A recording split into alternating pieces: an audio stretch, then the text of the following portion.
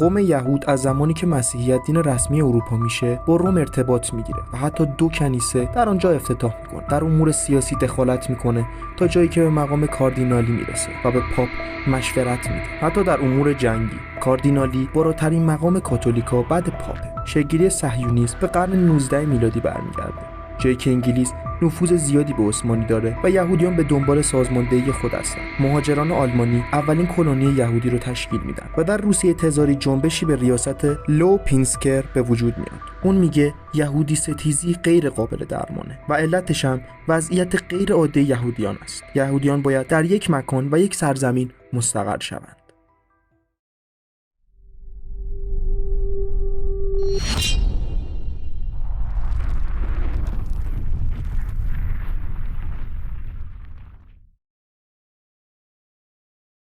تئودور هرتزل از مشاهیر بزرگ یهودیه که پایه‌گذار جنبش ملی‌گرایی صهیونیسم هستش. تئودور متولد 2 می 1860 میلادیه.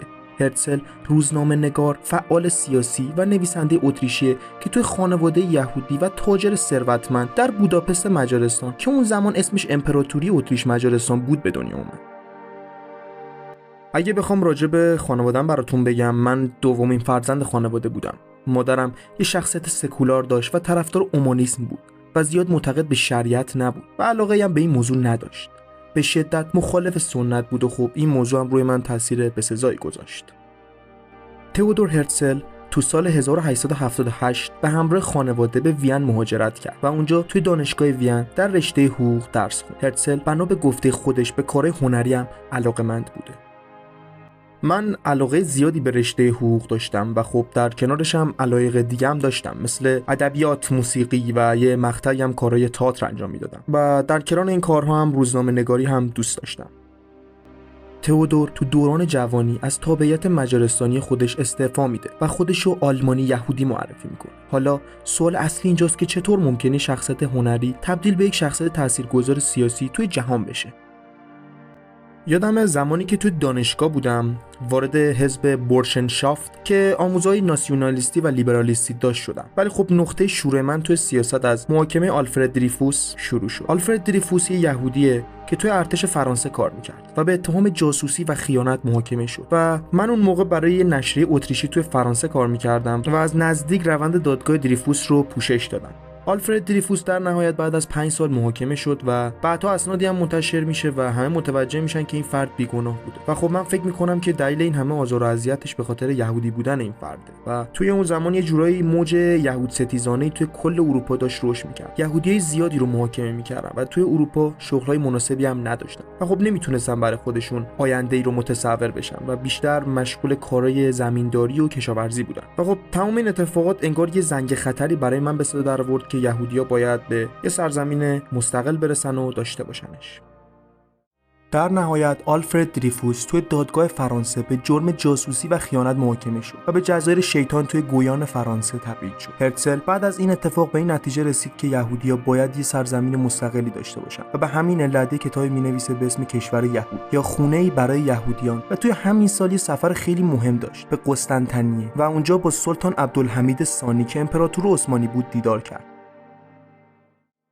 توی این دیدار طرحمو با امپراتوری عثمانی مطرح کردم و خب در قبال واگذاری فلسطین به یهودیان کمک مالی به دولت عثمانی بکنن. اون موقع دولت عثمانی پول کافی نداشت و به کشورهای اروپایی بدهکار بود و ما این طرح رو دادیم که در قبال بخشی از خاک عثمانی بدهکاریشون رو صاف کنیم. اما دولت عثمانی با این طرح مخالفت کرد و حاضر نشد که با ما موافقت کنه و اونجا باعث شدش که از یه سری مسائل عقب نشینی کنم و بحث تشکیل دولت رو دادم که زیر نظر و سیطره و نفوذ دولت عثمانی باشه که بازم با مخالفت عبدالحمید ثانی همراه شد. وارث‌ترین کار هرتزل که بعد از نوشتن کتاب که قبلتر گفتیم تشکیل اولین کنگره نشست جهانی صهیونیستی تو سال 1897 با حضور نمایندگان یهودی در اقصا نقاط جهان بود که توی این نشست مطالبی گفته شد که پایه و اساس جنبش صهیونیستی رو تشکیل داد. توی این مسیری که قدم برداشتم خیلی از یهودی‌ها مخالف من بودن، چون وضعیت یهودی توی کشورهای مختلف خوب نبود و میترسیدن اگه از جنبشی که راه انداخته بودم حمایت کنن، همین چیزای کمی هم که دارن از دست بدن. مثلا توی کشورها مثل بریتانیا یه سری یهودی توی بانکداری به موفقیت رسیده بودن، مثل خانواده روتشیلد که از جنبشم حمایت نکردن. حتی بهشون پیشنهاد دادم که بعد از تأسیس دولت یهودی که از بچه‌های این خاندان اولین رئیس جمهور این دولت بشه، ولی خب با این حال تصمیم گرفتن جایگاه خودشون رو به خطر نندازن و ازم حمایت نکردن. بنا به گفته تاریخ نگاران، هرتزل براش فرقی نداشت که تشکیل دولت یهودی توی چه سرزمینی باشه، چه آرژانتین باشه یا توی آفریقا یا توی فلسطین. تنها هدفش این بود که یهودی‌ها یه سرزمین مستقل داشته باشن که در کنار هم به دور از یهودی ستیزی و آزار زندگی کنن. تئودور هرتزل توی تاریخ 3 جولای سال 1904 توی سن 44 سالگی به خاطر عارضه قلبی درگذشت. توی وصیت‌نامه‌اش نوشته بود که بعد از تشکیل حکومت مستقل یهودی جسدش رو به اون سرزمین منتقل کنن که با تشکیل اسرائیل جدید جسدش رو به اورشلیم یا بیت المقدس انتقال دادن و اونجا دفن کردن.